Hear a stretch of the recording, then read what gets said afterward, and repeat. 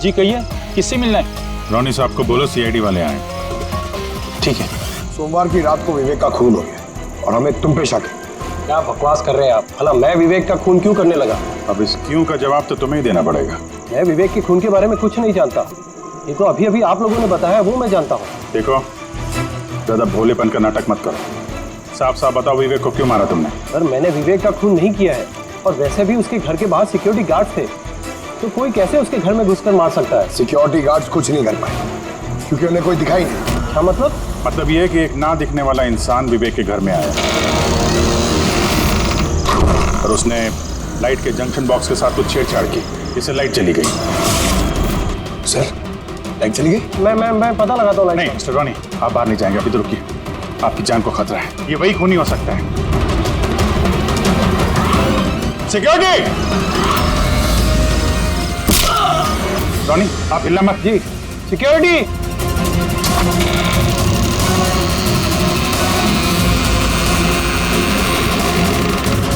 कौन है उधर? सर, सर, हैं? यहाँ पे? कौन है? कोई था यहाँ पे? कौन है? हैं? कोई दिखा? नहीं। रॉनी, हिलना मत। सिक्योरिटी, लाइट ऑन करो। मैं भाग जाता हूँ। Oh no. पंकज!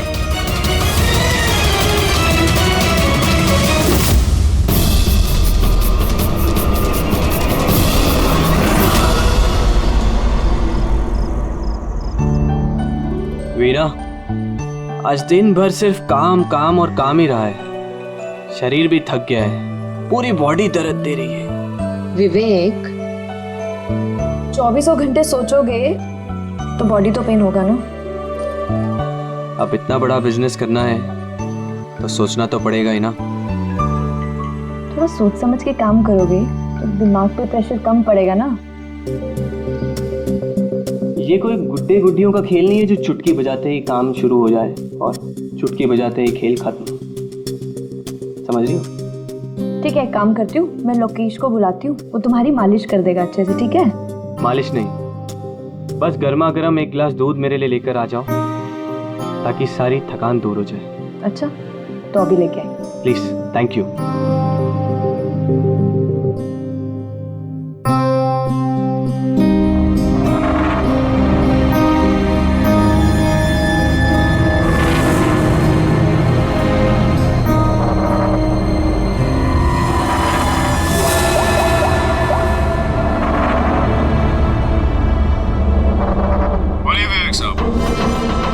सब ठीक ठाक है?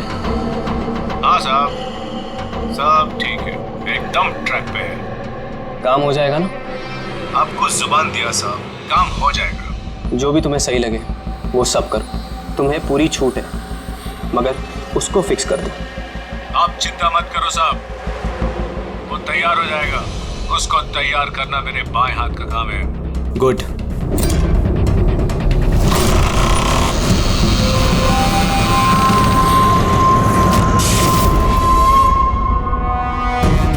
ये लाइट्स को क्या हो गया? वीना, वीना तुम हो? वीना, तुम बोलती क्यों नहीं? ये लाइट्स कैसे चली गई? लोकेश, वीना, कौन है? कौन है यहाँ पे? वीना, मजाक मत करो। देखो देखो, मैं अंधेरे से नहीं डरता। विवेक साहब! विवेक साहब! विवेक साहब! लोकेश! वीना! लोकेश, जल्दी आओ, कोई है कमरे में। विवेक साहब! विवेक साहब, दरवाजा खोलिए! विवेक साहब! क्या हुआ साहब?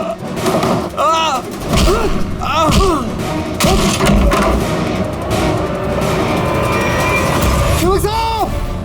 मार्गिन! विवेक साहब! विवेक साहब! विवेक साहब! विवेक साहब!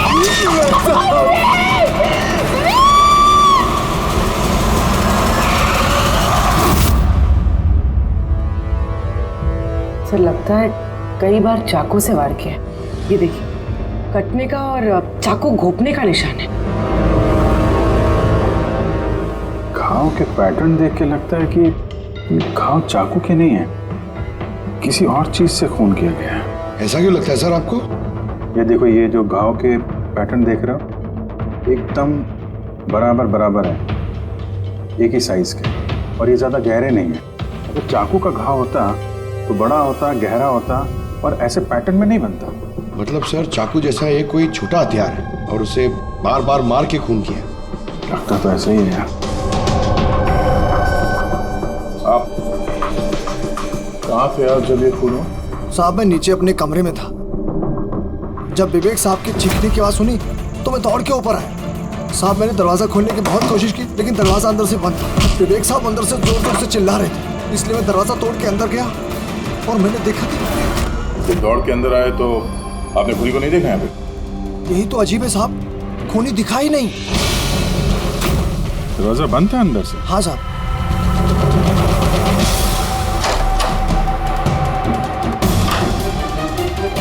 तुम अंदर आए तो यहाँ पे लाइट थी? साहब उस वक्त लाइट नहीं थी। जब मैं दरवाजा खोल के अंदर आया तो लाइट आ गई। कमाल है सर, ये कैसा खूनी है जो लाइट में भी नहीं दिखा? कहीं ये आत्मा। ये भी तो हो सकता है कि जब कमरे में अंधेरा था उसी वक्त खूनी दरवाजे से बाहर गया। साहब ऐसा बिल्कुल नहीं हो सकता। साहब अगर खूनी दरवाजे से अंधेरे में भी गया होता तो मुझे जरूर दिखा होता। मेरी आंखें बिल्कुल ठीक है साहब।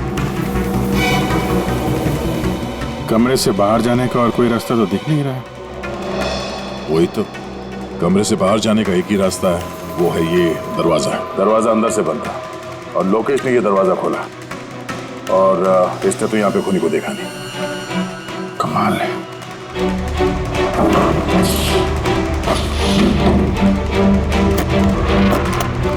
क्योंकि अंदर से बंद है, यहाँ से तो खूनी आ नहीं सकता। तो खूनी अंदर कैसे आया?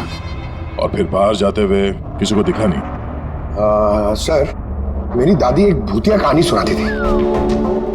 पंकज, एक तो ये कहानी नहीं है, हकीकत है, और ये भूतिया नहीं है। सर ये हकीकत है लेकिन भूतिया लगता है ना। कोई यहाँ पर आता है, बिना हथियार के खून करता है और चले जाता है। कहाँ से? जाने का तो यही एक रास्ता है, ये दरवाजा। लेकिन सर बीना तो सीढ़ियों से ऊपर आ रही थी, और अगर खूनी यहाँ से जाता तो उसे दिखता जरूर। कमाल है यार, ये लाइट का आना जाना, इसका कुछ ना कुछ कनेक्शन है इस केस के साथ। लाइट का जंक्शन बॉक्स कहाँ पे है?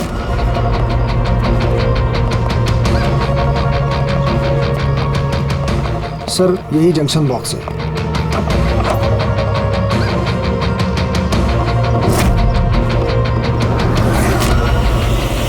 इधर आ जरा। कल तुम ही ड्यूटी पे थे? मैं तो गेट पे था साहब। तुम्हारे गेट पे रहते कोई घर में घुस के खून कर गया, तुम्हें पता नहीं चला? देखिए साहब, मैं अपनी ड्यूटी पे अलर्ट रहता हूँ, ना कोई अंदर आया है ना कोई बाहर गया है। अलर्ट? तो क्या खूनी हवा में आया, हवा में गायब हो गया है? ये लाइट स्विच ऑफ किसने की थी यहाँ से? पता नहीं साहब, अचानक ऑफ हो गई। मैंने सोचा फ्यूज उड़ गया हो।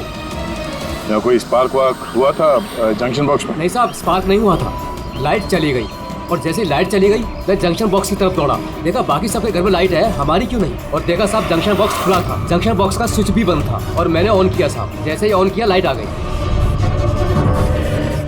कोई तो आया था यहाँ पे जिसने लाइट के साथ छेड़छाड़ की है। विवेक की बीवी वीना, उससे भी पूछ लेते हैं।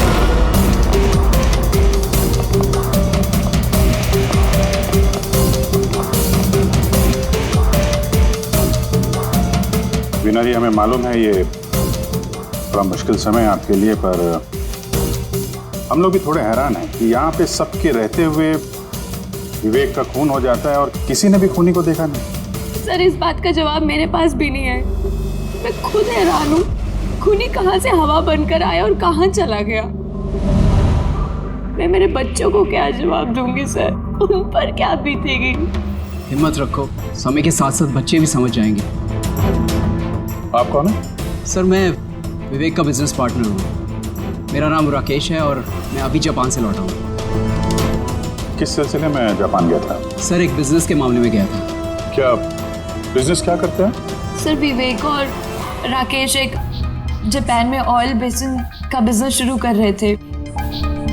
जापान की सी में जॉइंट वेंचर था इंडिया और जापान में।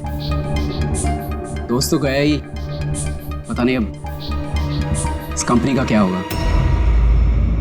विवेक की किसी से कोई दुश्मनी थी क्या, या आजकल कुछ स्ट्रेस में हो, कोई धमकी भरे फोन, ऐसा कुछ? नहीं सर, कभी किसी की धमकी या फिर कुछ ऐसा उन्होंने नहीं बताया, लेकिन वो जापान की डील को लेकर काफी टेंशन में रहते थे। किस तरह की टेंशन? डील होगी भी या नहीं।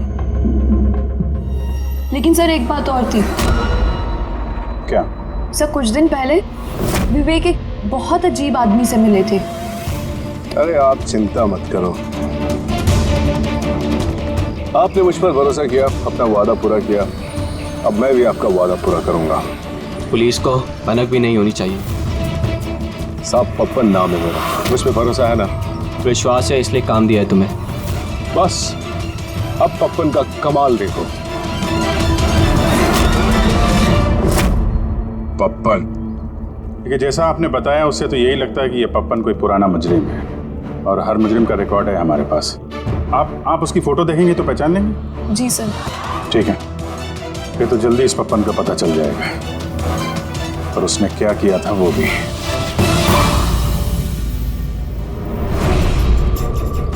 आप लोगों का शक एकदम सही बस, ये खून चाकू से नहीं हुआ। तो फिर किस हथियार से हुआ जो कोई भी देख नहीं पाया, यहाँ तक कि लोकेश को भी वो हथियार दिखाई नहीं पड़ा?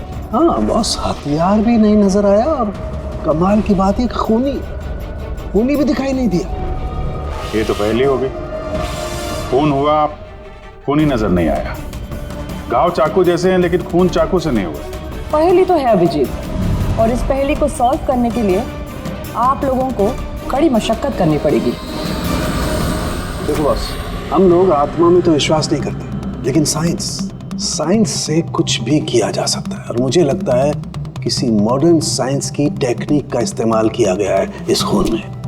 हाईटेक खूनी? हाईटेक ही हो सकता है, वरना ना दिखने वाले खूनी को लाइट्स ऑफ करने की क्या जरूरत है? माना कि खूनी हाईटेक है, मगर कहीं ना कहीं उंगलियों के निशान तो छोड़े होंगे ना उसने? बिल्कुल है।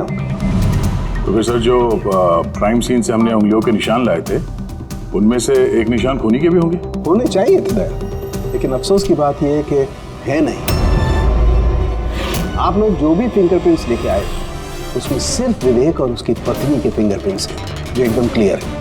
बाकी के फिंगरप्रिंट्स एकदम स्पष्ट हैं, सब मिल गए हैं। ऐसा लगता है जैसे किसी ने ग्लव्स पहन करके दरवाजा खोला और बंद किया।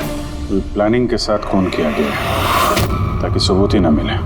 काम करते हैं, इस विवेक के घर में जितने भी लोग हैं उन सब से अलग अलग स्टेटमेंट लेते हैं, सबसे पूछताछ करते हैं कि उस रात हुआ क्या था।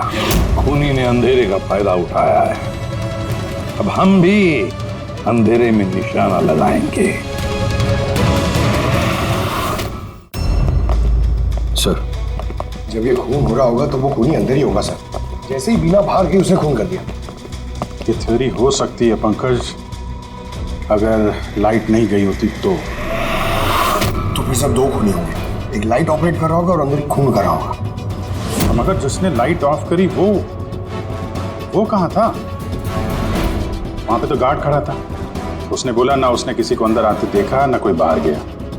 सर लेकिन जब वीना बाहर गई थी तो उसने दरवाजा खुला हुआ देखा था सर, तो हो सकता है कि दरवाजे के ऊपर उसकी उंगली के निशान हो। खूनी यहाँ भी चालाक निकला। चाणक्य साहब ने बताया ना, यहाँ कमरे के अंदर हमें एक भी फिंगरप्रिंट्स नहीं मिले, एक भी। उसमें हैंड ग्लव्स पहने होंगे सर, इसलिए शायद नहीं मिले। हैंड ग्लव्स तो पहने ही होंगे। विवेक की बॉडी यहाँ पड़ी थी, मतलब यहाँ कहीं खड़ा होगा। 1 मिनट यहाँ खड़े होना जरा पंकज।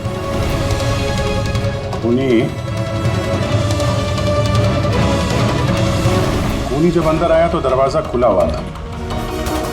जैसे ही लाइट गई खूनी अंदर आया, उसने दरवाजा बंद किया, अंधेरे में उसने विवेक का खून कर दिया। क्योंकि जब मुकेश आया था तो ये दरवाजा अंदर से बंद था। हाँ सर, खूनी अंदर ही होगा सर। करेक्ट। और जैसे ही लोकेश दरवाजा खोल के आया, खूनी चुपके से यहाँ से निकल गया। लेकिन अगर खूनी यहाँ से गया है तो लोकेश तो यहीं कहीं खड़ा था, उसे तो दिखना चाहिए था ना खूनी। लोकेश का कहना है उसने सिर्फ यहाँ पे विवेक की बॉडी देखी थी, खूनी उसे नजर नहीं आया। सर ये लोकेशन है, ये झूठ बोल रहा है सर। लगता तो नहीं है। इंटरोगेशन में अच्छे अच्छे झूठ बोलने वाले ना लड़खड़ाने लगते हैं, उनकी जबान कांपने लगती है। ऐसा लगता नहीं है वो झूठ बोल रहा है। तो फिर कौन है ये आदमी? वीना ने उसे महसूस किया, लोकेश ने उसे महसूस किया, लेकिन देखा नहीं।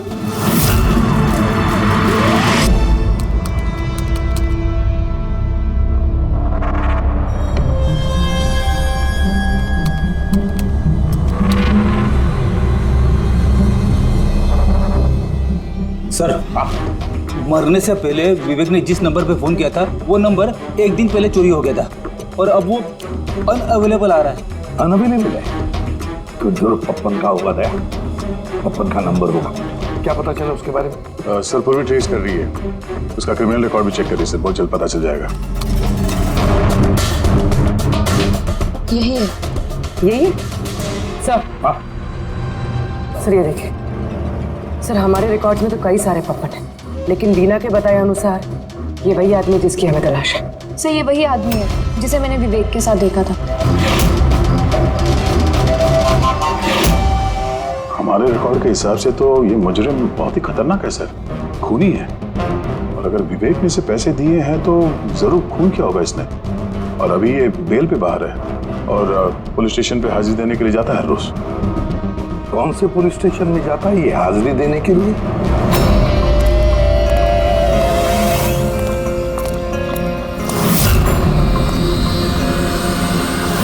सर यहाँ से पास हो गया।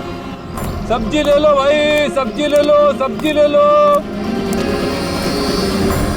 सर पप्पन यहाँ से निकल गया। ले भैया तेरा ठेला संभाल ले। उसको उधर ही रोक के रख, चाहे वो रोए या हंसे तुम उसकी चिंता मत कर। जब तक वो हमारे पास है, बाजी हमारे हाथ में है। तुम लोग मेरा इंतजार करो और कुछ भी गड़बड़ हुआ ना तुम में से किसी को नहीं छोड़ूंगा मैं।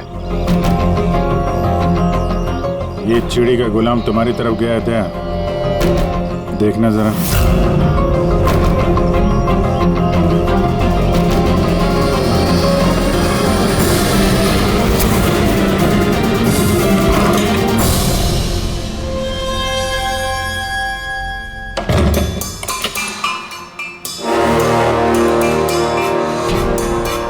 कैसा लगा हमारा इनविटेशन भरत साहब? देखो देखो आप लोग जो कोई भी हो, मुझे और मेरे बेटे को छोड़ दो।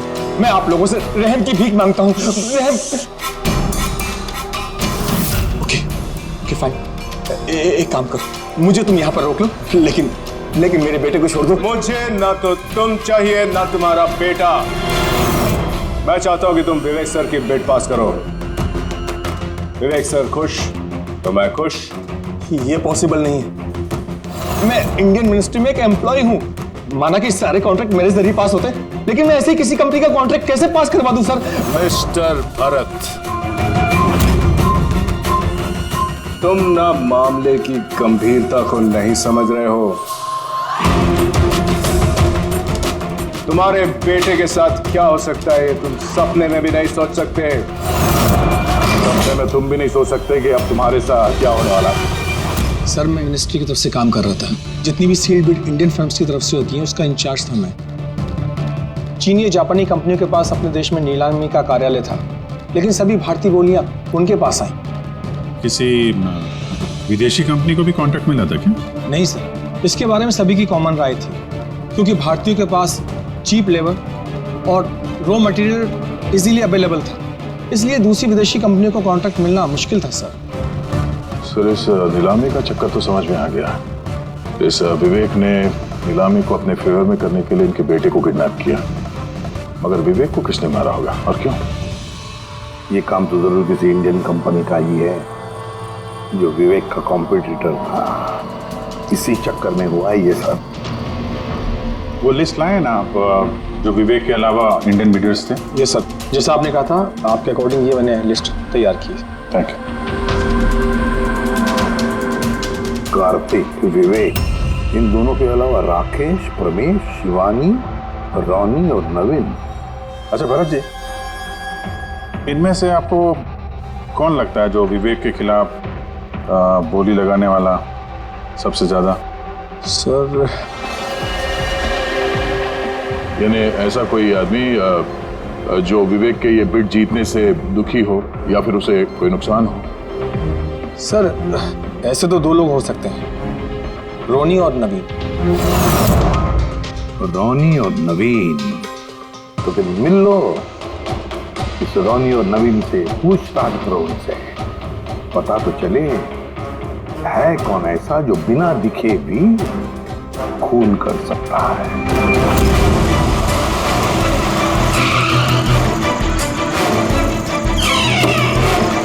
जी कहिए, किससे मिलना है? रोनी साहब को बोलो सीआईडी वाले आए।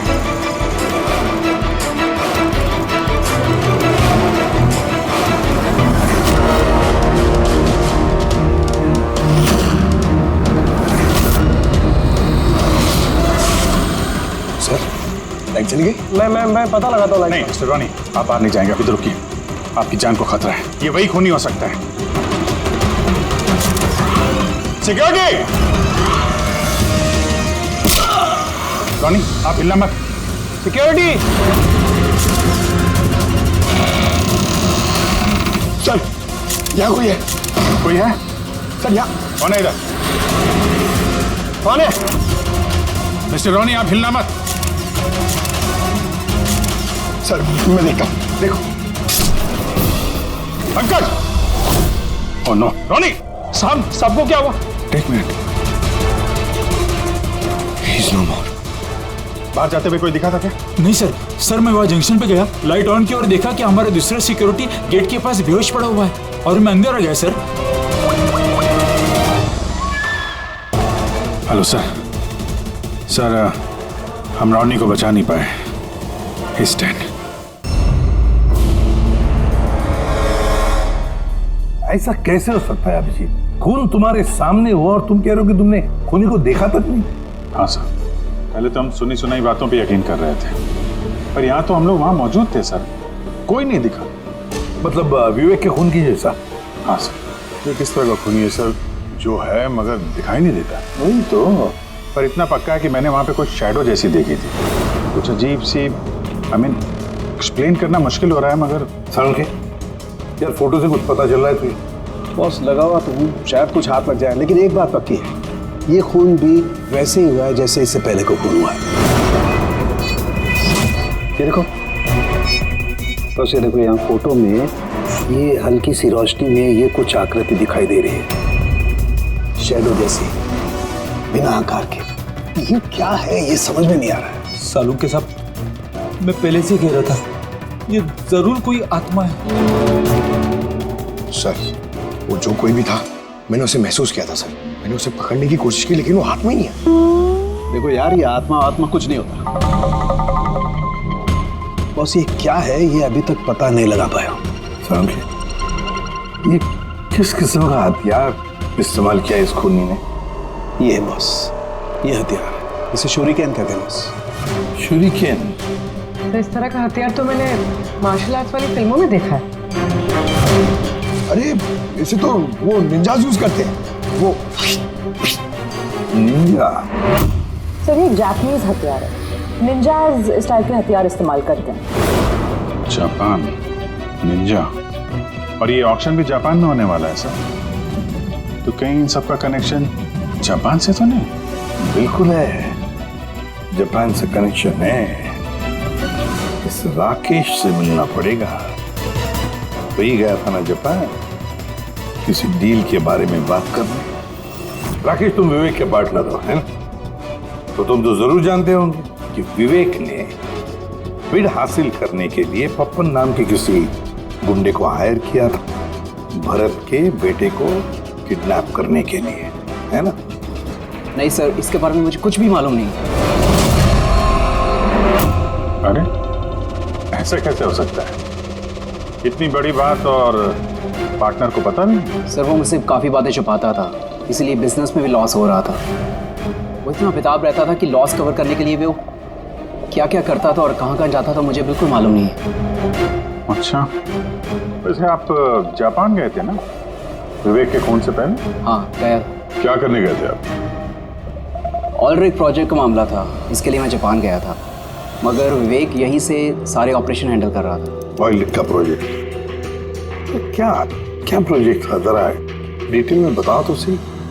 जापान में एक द्वीप है जिसे ऐतिहासिक और पवित्र माना जाता है। वहाँ के लोग ऑलड्रिक प्रोजेक्ट को लगाने के लिए मना कर रहे थे।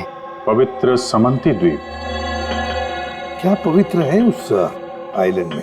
कुछ पुराने योद्धाओं को वहाँ पे दफनाया गया था, जैसे समुराइज, रॉनिन्स और निंजास। सामुराई, रॉनिन, निंजास, पुराने योद्धाओं को दफना दिया था वहाँ पर। सर ये कोई इत्तेफाक है या कुछ और? ये जो निंजास है ये पुराने दौर के हथियारे थे सर जापान में, और आज भी काफी लोग इन लोगों को मानते हैं। तो वो लोग नहीं चाहते होंगे कि उस जगह पे ये ऑयल ड्रिलिंग हो और उन लोगों ने इन्हें। हाँ हो सकता है दया, हो सकता है, पर ये भी तो हो सकता है कि इन लोगों की आपसी दुश्मनी, कोई बिजनेस राइवल। सर ये नवीन तो नहीं हो सकता क्योंकि जब दूसरा खून हुआ तब मैं और पूरी उसी के साथ थे। तो फिर ये बचे 3 बिल्डर्स, शिवानी, प्रमेश और कार्तिक, तीनों को बुला लेते हैं यहाँ पर। कार्तिक, प्रमेश, शिवानी, तो तुम 3 भारतीय थे विवेक के साथ बिड करने में जापान में। मगर डील हमारे हाथ में आई नहीं, और इसी वजह से विवेक और रोनी का खून हुआ है। कार्तिक आप कहाँ थे जब ये दोनों खून हुए? सर मैं मीटिंग में ही था, आप मेरे एम्प्लॉय से पूछ सकते हैं सर। और प्रमेश? सर मैं सामाजिक व्यक्ति हूँ, और सर इसके गवाह सर वो अफसर हैं, और सर जिस वक्त खून हुआ मैं उनका साथी था सर। तो ये भी तो हो सकता है ना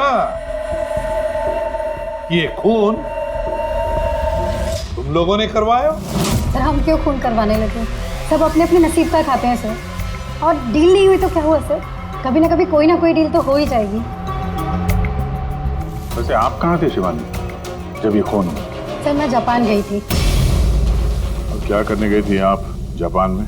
सर एक मजबूरी आ गई थी। मजबूरी? कैसी मजबूरी? सर कुछ विदेशी कंपनियां हमारी भारतीय कंपनियों के बारे में गलत अफवाहें उड़ा रही थी। उसी वजह से भारतीय कंपनियों को बहुत ही चिंता हो रही थी, तो हम वहाँ उनकी चिंता दूर करने गए थे और ये बताने गए थे कि भारतीय कंपनियां सबसे बेहतर होती हैं।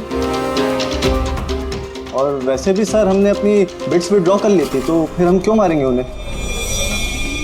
और बिड्स विड्रॉ करने की कोई खास वजह? सर वजह सर ये थी कि हम लोग अपनी ज़िंदगी में सर टेंशन नहीं चाहते हैं, और सर हम लोग किसी भी तरह का कोई रिस्क नहीं चाहते हैं। सर हम लोग को सर जो भी मिल रहा है सर हम उतने में खुश हैं।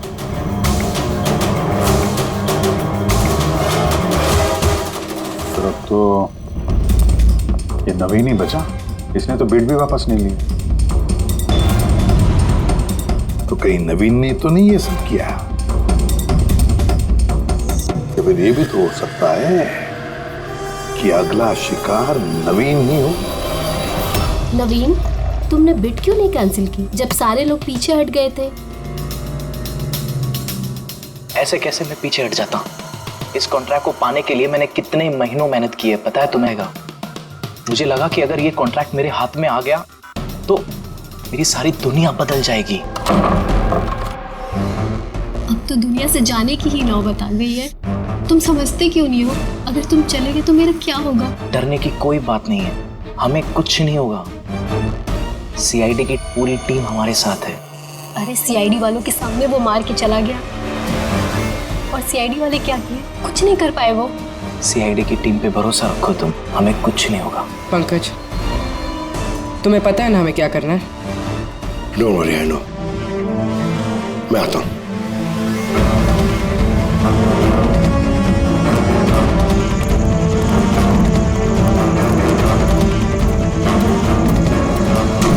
ये है वो जंक्शन बॉक्स जिसकी वजह से सारा पंगा हो रहा है। मैं देखता हूं ये कौन है। ये जगह सही है।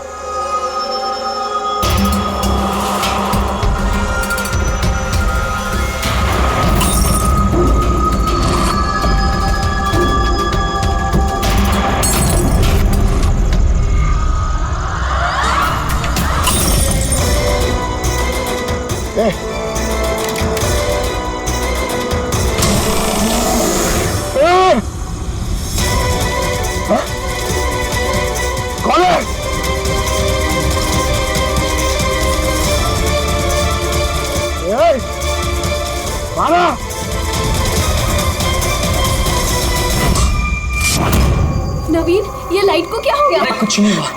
नहीं नहीं, वो आ गया है। कुछ नहीं होगा, कुछ नहीं होगा आपको, प्लीज रिलैक्स हो जाइए।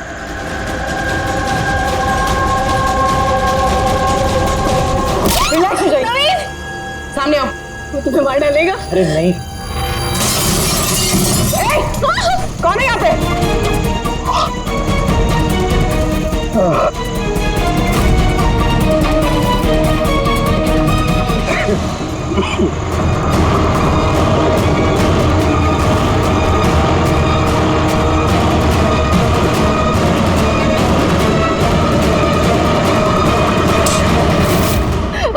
आप लोग ठीक है?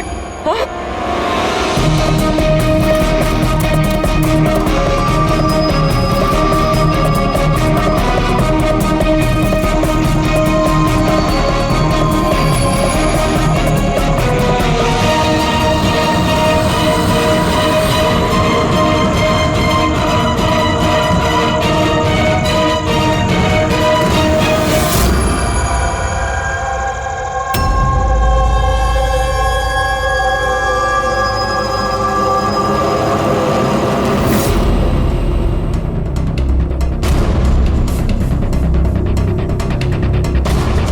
मैंने वहां पर 6 गोलियां चलाई थी। उनमें से 5 गोलियां तो मिल गई, मगर एक गोली उस खूनी को जरूर लगी है। एक गोली खूनी को लगी है? तो पुण्य तुम यकीन के साथ कैसे कह सकती हो कि 6 में से एक गोली खूनी को लगी है? क्या वहां पे कोई खून वगैरह गिरा था? नहीं सर, खून तो नहीं था वहां पर, लेकिन गोली लगने की आवाज जरूर आई थी। अगर गोली लगी है तो खून तो निकलेगा ही। घर के अंदर ना सही तो घर के बाहर कहीं मिला? नहीं सर, हमने अच्छे से चेक किया था, वहां पर खून था ही नहीं। हो सकता है सर खूनी ने बुलेट प्रूफ वेस्ट पहन रखी हो। और सर ये भी तो हो सकता है कि ये काला कपड़ा उस बुलेट प्रूफ वेस्ट का टुकड़ा हो। सर के इस काले कपड़े के टुकड़े से कुछ पता चल रहा है तुझे? नहीं बॉस, इस कपड़े पर से भी खून के ट्रेसेस तो नहीं मिले। खून के अलावा कुछ मिला तुझे? हाँ, ये कपड़ा इतना काला है कि विश्वास नहीं होता है। इस पर से कोई भी रिफ्लेक्शन हो ही नहीं सकता है। रिफ्लेक्शन नहीं हो सकता? मतलब ये फ्रेडी कि जब आप किसी भी चीज पर लाइट डालते हैं तो वो लाइट थोड़ी सी रिफ्लेक्ट होके आपकी आंखों में आती है। इसी से पता चलता है कि क्या चीज है, उसका कलर क्या है, ये सब कुछ। लेकिन इस कपड़े पर अगर आप लाइट डालेंगे तो रिफ्लेक्ट होगी ही नहीं। इस कपड़े पे लाइट मारेंगे तो ये कपड़ा दिखेगा नहीं ना। मैं दिखाता हूं, ये देखो, ये यहाँ पर ये लाइट है। अब हम इसे ट्रैवल करते हैं इस कपड़े पर और ये देखो लाइट गायब। माय गॉड, मतलब इस कपड़े ने सारी की सारी लाइट एब्जॉर्ब कर ली। और ये देखो, कपड़े से बाहर आए तो फिर से लाइट दिखाई देना शुरू हो गई। अजीब कपड़ा है, पूरी लाइट एब्जॉर्ब कर लेता है। पता ही नहीं चल रहा था कपड़ा है कि नहीं। इंसान के नवीन की जान को खतरा है, जो भी है जल्दी बता दे। बॉस, मैं जानता हूं कि ये क्या है और खून कैसे हुआ है।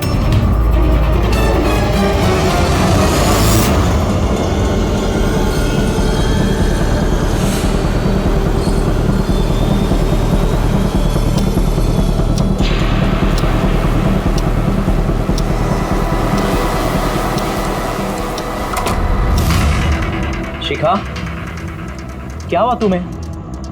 क्यों इतनी परेशान लग रही हो? हमें कुछ नहीं होगा, रिलैक्स हो जाओ। कैसे रिलैक्स हो जाओ? तुम्हें कुछ हो गया तो? शिखा, मैंने बोला हमें कुछ नहीं होगा। नवीन, ये लाइट कैसे चली गई? अरे नवीन, वो आ गया है। कोई नहीं वो तुम्हें मार डालेगा।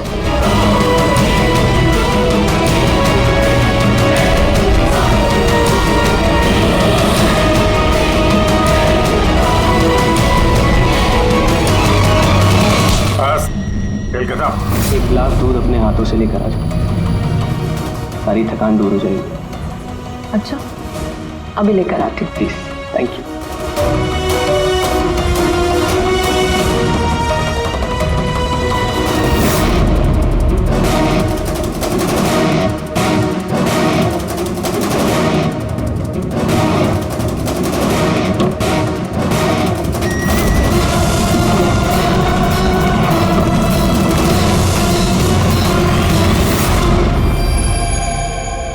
मैंने सोचा नहीं था कि कोई मुझे भी पकड़ सकेगा।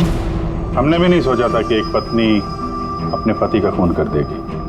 अपराधी चाहे जितना दिमाग लगाकर अपराध को अंजाम दे, कहीं ना कहीं उससे कोई ना कोई गलती हो ही जाती है। मैंने तो कोई गलती नहीं करी, फिर भी आप लोगों ने मुझे पकड़ लिया। नहीं, गलती हुई तुमसे। ये कपड़ा पहन के तुमने बहुत अकलमंदी दिखाई थी, लेकिन इस कपड़े का टुकड़ा हमें खिड़की में से मिल गया और खिड़की पे फंसा हुआ वो कपड़ा हमारे लिए सबूत बन गया और उसी कपड़े की वजह से तुम हमारी पकड़ में आ गई। ये कैसा कपड़ा है सर? मैंने इसके बारे में पहले सिर्फ सुना था बॉस। मुझे पता नहीं था कि इसका इस्तेमाल किया जा सकता है, वो भी इस तरीके से।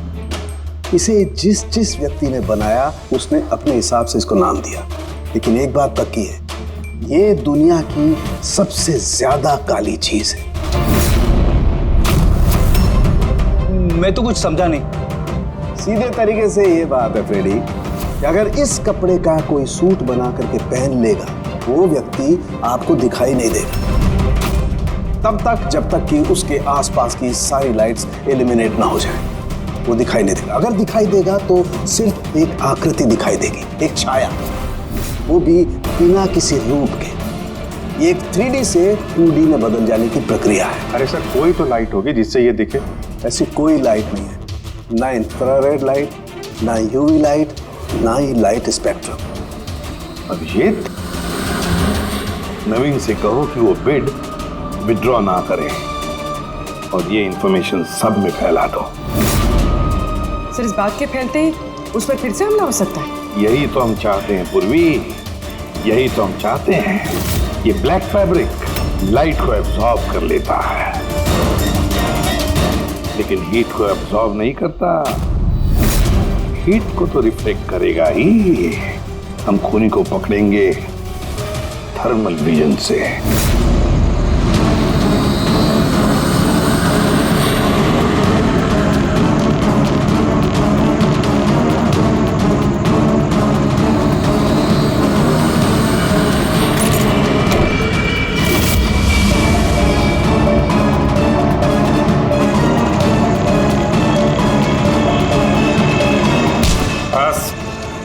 किस तरह से इस काली ड्रेस की वजह से तुम्हारा खेल खत्म हो गया? अब जल्दी से बताओ, अपने पति का खून क्यों किया तुमने? नफरत थी मुझे उससे। उसकी बीवी कहलाते हुए भी मुझे शर्म आती थी। क्यों? ऐसा क्या करता था वो कि तुम्हें इतनी नफरत थी? ये जो बिजनेस था मेरे पापा ने उसे दिया था। इतना बड़ा एम्पायर खड़ा करके दिया उसे, और वो उसे मिट्टी में मिलाने की कोशिश कर रहा था।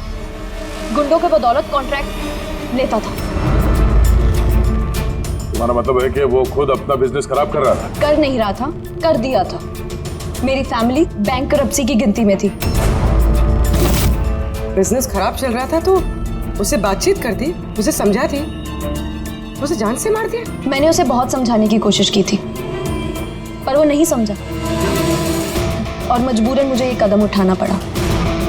मुझे मेरे बच्चों के बारे में सोचना था, उन्हें तो मैं भूखा नहीं मार सकती। तो इसलिए सारा बिजनेस तुमने अपने हाथ में ले लिया? हाँ, मैंने जापान की एक कंपनी को अप्रोच किया था छिपकर। छोटे छोटे कॉन्ट्रैक्ट और पैसों के बदले मैंने तय किया कि भारतीय कंपनी कॉन्ट्रैक्ट पर कोई बोली ना लगा सके, और इसीलिए मैंने सभी बोली लगाने वालों को मारने का प्लान किया। और उन्हें मारने के लिए ऐसे हथियार का इस्तेमाल किया जो निंजास इस्तेमाल करते हैं? हाँ? हाँ। क्या मिला ये सब करके? जेल। जिन बच्चों के लिए तुमने गुनाह का रास्ता अपनाया, अब वो बेचारे अनाथ हो जाएंगे।